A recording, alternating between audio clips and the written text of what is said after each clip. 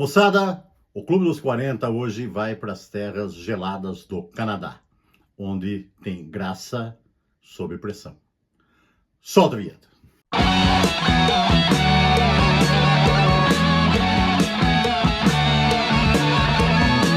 Saudações pesadas, minha gente! Está aqui hoje de novo o seu Peso no Dia, com mais uma edição do Clube dos 40 e mais um play memorável de 1984 para ser aqui por nós resenhado. Antes, porém, peço a gentileza que vocês façam a sua inscrição e deem o seu like para que o canal continue crescendo cada vez mais. Beleza?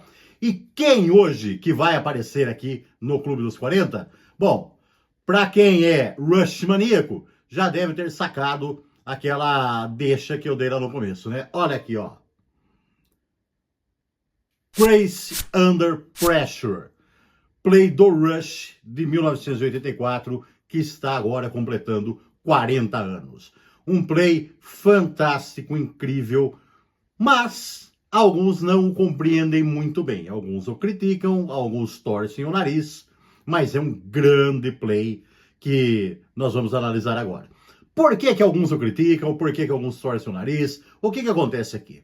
O que acontece aqui é que o Rush, conforme os anos 80 foram avançando, o Rush deu uma mudada. Se você pegar o Rush lá dos anos 70, né, lá da meiuca lá dos anos 70, e o Rush da meiuca dos anos 80, você vai ver uma mudança no som da banda. O Rush versão 18, né, vamos dizer assim, o Rush deixou aí de fazer as suites, né, não apareceram mais as suites, foram só músicas mais curtas, e o Rush mergulhou de cabeça nos sintetizadores, que já vinham de vez em quando dando lá umas carinhas de vez em quando lá, né? E a partir de meados dos anos 80, o Rush colocou bastante os sintetizadores no uso nos seus álbuns. Esse aqui mesmo está carregado de sintetizadores, mas não é ruim não, muito pelo contrário, é muito bom.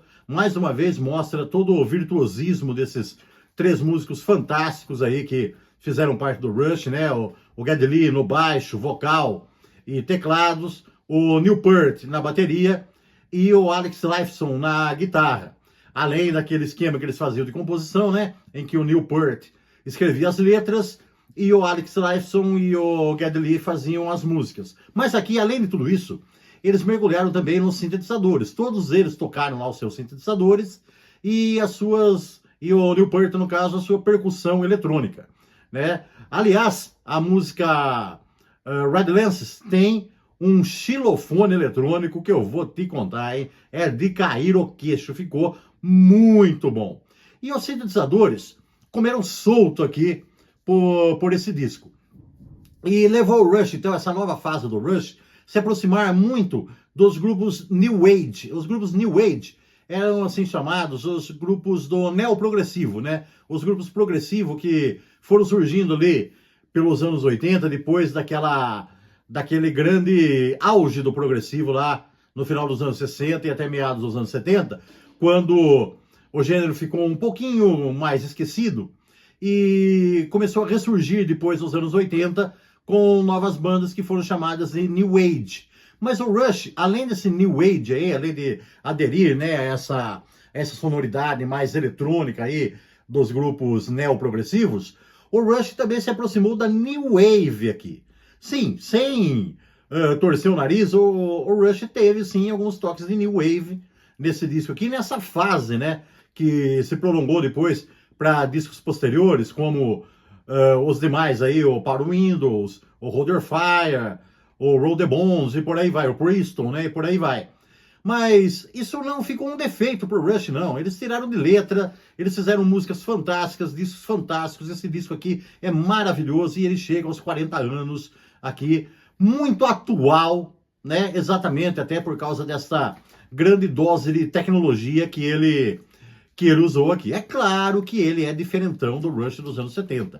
Tanto é que aqueles longos e destacados solos de guitarra que o Rush tinha nos anos 70, Aqui ficaram bem mais econômicos. Aqui tem, até vou usar um termo que não sei se eu vou conseguir fazer vocês entenderem bem o que eu vou querer dizer com isso, que aqui você tem alguns solos implícitos. Os solos de guitarra ficaram meio implícitos. Por que isso?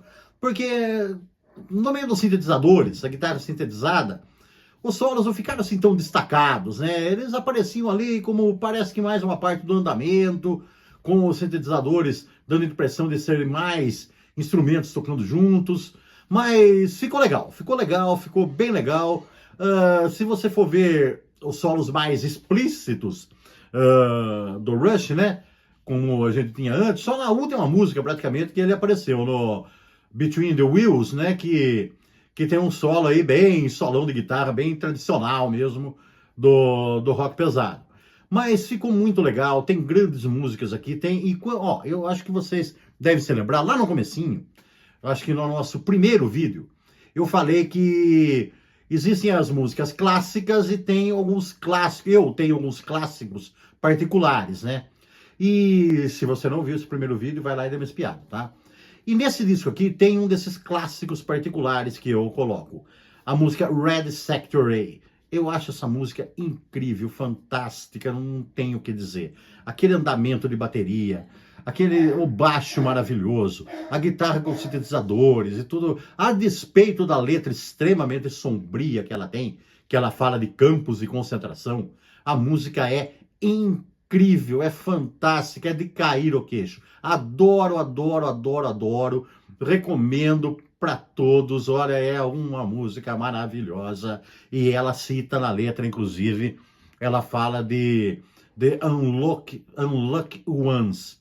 Então, aí contraria bastante o que significa para mim ouvir essa música, né? Porque quem ouve essa música são, na minha opinião, os lucky ones, tá? São as pessoas de muita sorte.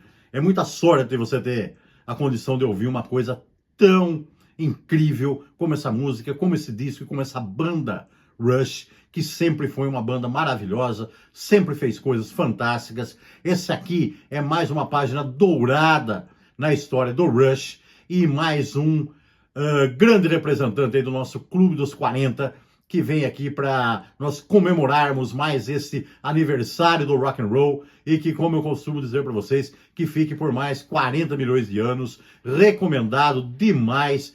Curtam, aplaudam, saibam entender, tá? Que é uma fase diferente da banda, certo? Porque tem aquela história, né? Tem aquele negócio, os críticos, sabe os críticos que eu adoro? Então, eles têm aquele negócio. Quando uma banda faz sempre a mesma coisa, eles criticam porque a banda nunca muda. Quando a banda muda de direcionamento, aí a banda é criticada porque não tem personalidade, um monte de coisa, né? Eu quero que os críticos se apodreçam.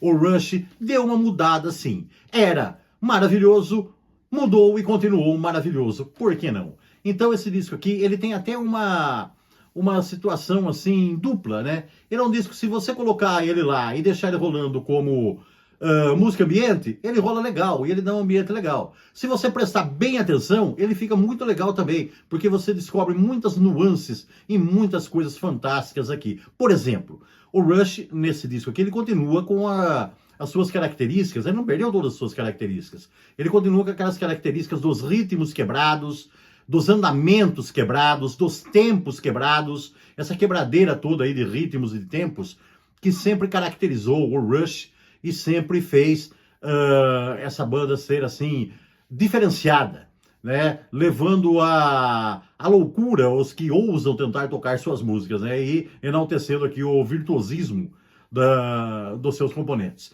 Então, pessoal, ouçam sem medo, é um disco fantástico. Quem conhece, como eu sempre falo, né? Quem conhece sabe o que eu tô falando, quem não conhece, corra atrás, porque não sabe o que está perdendo. Mantenham-se pesados e até a próxima. Yeah!